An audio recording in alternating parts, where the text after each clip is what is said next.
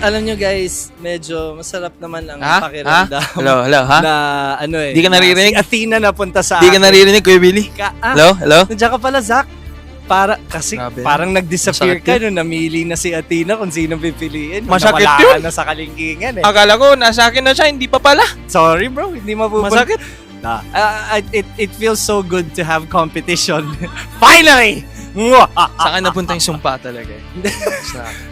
Maraming salamat kung sino ka man sumapi sa aking kaluluwa. At Zach, more of this. Hotdog.